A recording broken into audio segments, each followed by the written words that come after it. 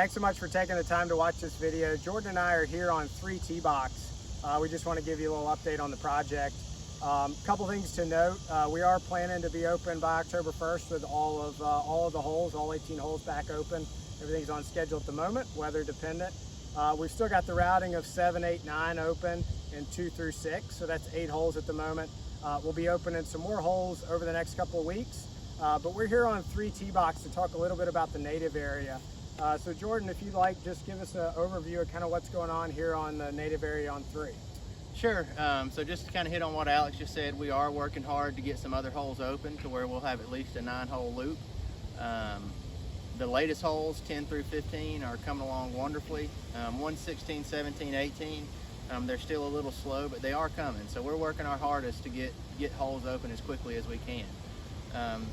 So to speak to the native areas, the pine straw, it's been a big question. The primary purposes of the pine straw was to stabilize the soil to where when we would get rain events, which has happened a lot lately, the soil wouldn't erode on us. And also in a lot of areas, including the area behind us here, we seeded coastal Bermuda. So the pine straw will certainly expedite the germination process. Essentially, it just holds moisture on the seed and really allows it to germinate a lot quicker. It is not something that will come through on a regular basis and touch up. I mean, it is what it is. We're never going to put pine straw here anymore. The purpose that we put it down for, it's pretty much served its purpose.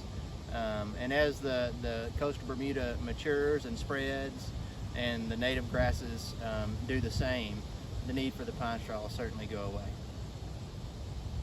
Also, you'll see that kind of splotches of sand out here on the native area. Tell us what the sand is and kind of what the idea behind that. Sure. So our native soils out here, they're kind of dullish brown to orange. So what we've done is we've taken some of the bunker sand from the old bunkers, and instead of throwing it away, we've used it. So we'll use it to come in some of these areas and essentially top dress the native soil just to kind of create some color contrast and just have flashes of white in and amongst the native areas.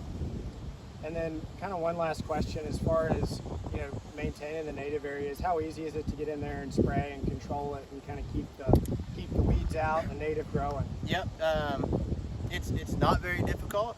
It's more difficult figuring out the process, like what weeds we like, what weeds we don't like, and how to prevent those. There's tons of options when it comes to pre-emergent to prevent the weeds from ever coming up. So it's probably going to take me a season to really figure out exactly what chemicals are there to use, which ones the natives can tolerate, which one the natives can't. There's not a lot of literature on that. So it's going to be a trial and error, but as for the Bermuda grass, that is certainly something that we could control and keep it from going everywhere. And then the broadleaf weeds are simple as well. So essentially the weed control is simple. It's just going to take probably a year or two to really get it figured out and get a program going on it to where we can replicate it year after year.